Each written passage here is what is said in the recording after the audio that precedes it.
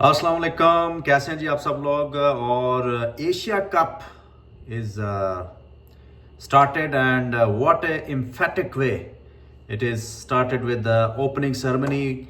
और कैप्टन सारे आए थे और वहाँ पे एक बड़ा दिलचस्प सूरत हाल देखने को मिली जब two captains from two neighbouring countries Pakistan और इंडिया की तरफ से सूर्या कुमार यादव यानी स्काई और पाकिस्तान की तरफ से एवर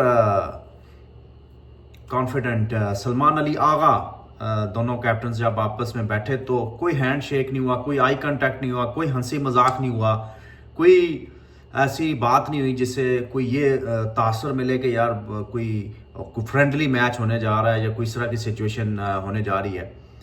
और बड़े क्वेश्चन हुए वहाँ प्रेस कॉन्फ्रेंस में। एक क्वेश्चन ये भी हुआ जी कि हालिया जो टेंशन रही है क्रॉस बॉर्डर उसका इस गेम के ऊपर क्या असर होगा। तो उसके ऊपर सूर्या कुमार ने एक इंटरेस्टिंग जवाब दिया जो कहता है जी एग्रेशन तो होगी और हम एग्रेशन दिखाएंगे ग्राउंड में। तो इसका जो जवाब जब सलमान अली आगा से पूछा गया तो उन्होंने कहा जी कि एग्रेशन इज़ ऑलवेज वेलकम। तो यहाँ पे भी एक मौके पे चौका मार दिया आगा ने। और दूसरा बॉडी लैंग्वेज बड़ी पॉजिटिव मुझे लगी आगा की। वो बिल्कुल भी मतलब जिस तरह पिछले हमारे जो कैप्टन्स रहे हैं उनमें वो बॉडी लैंग्वेज हमें नज़र नहीं आई जो इसमें नज़र आई। प्लस कम्युनिकेशन भी अच्छी की और अच्छे तरीके से उन सवालों को हैंडल भी किया। तो this what also required from a captain of a team to represent his country in a good way। Performance जो है वो बहुत ज़रूरी है और ग्राउंड में परफॉर्म करना इज़ अटमोस्ट नेसेसरी। लेकिन मीडिया में आके कैसे बात करनी है, कैसे सवालों को हैंडल करना है, किस तरह चीज़ों को कंट्रोल करना है, ये भी एक कैप्टन की जो है ना वो रिस्पॉन्सिबिलिटी होती है। तो अच्छे तरीके से हैंडल किया जी सलमान अली आगा ने इस प्रेस कॉन्फ्रेंस में। और ऑन टॉप ऑफ दैट जिस तरह मोहसिन नकवी ने आके एंट्री मारी और आके जिस तरह उन्होंने खिलाड़ियों को मिले शिले और एक एज एन ACC प्रेसिडेंट बड़ा ही ज़बरदस्त वो एक सीन था। और मे बी जो हमारे नेबरिंग कंट्रीज़ के लोग हैं, neighbouring country you get it, वो उनको अच्छा तो नहीं लगा होगा कि एशिया कप हो रहा है और पाकिस्तान के जो रिप्रेजेंटेटिव हैं जो कि बेसिकली ACC प्रेसिडेंट भी हैं वो जनाब जी लीड कर रहे हैं। और उन्होंने भी हैंड शेक किया सूर्या कुमार यादव को। और सूर्या कुमार यादव काफ़ी ज़्यादा तनकीद में इस वक्त इंडिया में, इंडियन मीडिया के अंदर, कि भाई आपने कैसे हैंड शेक किया। कितनी यार अजीब बात है कि सूर्या कुमार यादव को इस बात के ऊपर अब ट्रोल किया जा रहा है कि भाई हाथ क्यों मिलाया।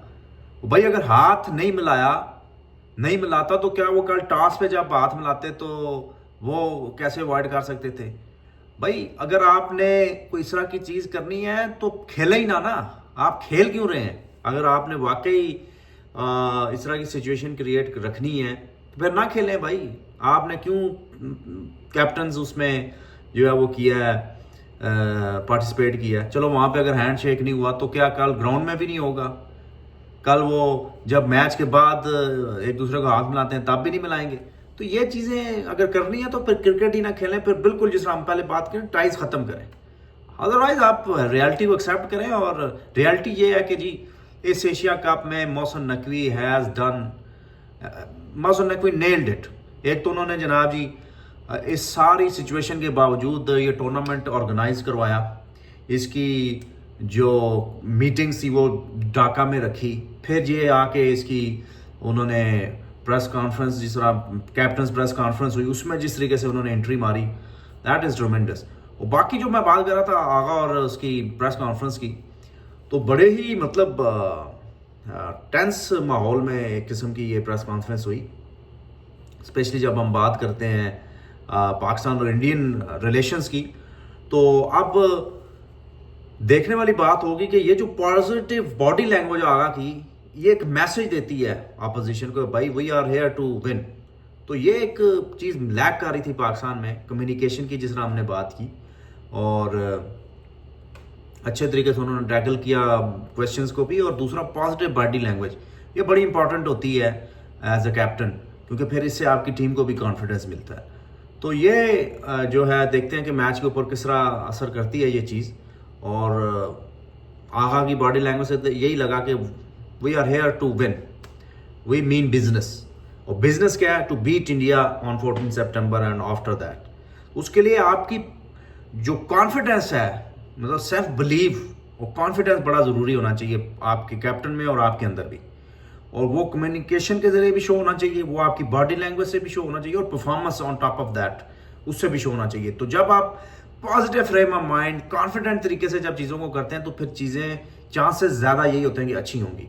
तो काफ़ी ज़्यादा पॉजिटिव हमें नज़र आया आगा की बॉडी लैंग्वेज में भी और उसकी कम्युनिकेशन स्किल में, जिसका मतलब है कि ही इज़ कॉन्फिडेंट कि इंडिया के खिलाफ जब मैच में मैदान में उतरेंगे तो जिस तरह नॉर्मली पहले ही मैच हार जाना, ग्राउंड में उतरने से पहले ही बॉडी लैंग्वेज इस तरह की होना, कम से कम वो चीज़ हमें देखने को नहीं मिली। That is very important point to be noted.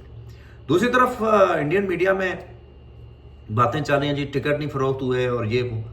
तो भाई टिकट तो ज़्यादातर इंडिया के मैचेस में जो है वो इंडियन क्राउड ही आता है। देखा जाए 70% इंडियन क्राउड होता है। तो पता करें कि क्यों नहीं क्राउड आया या क्यों नहीं क्राउड ले रहा। वो इंडियन टीम से सेटिस्फाइड नहीं है या गवर्नमेंट से सेटिस्फाइड नहीं है, वो अल्लाह आलम। लेकिन ये है कि मैच तो होगा भाई, मैच तो आपको खेलना पड़ेगा और खेल के फिर पाकिस्तान का जो आगे से जवाब है वो भी देखना पड़ेगा।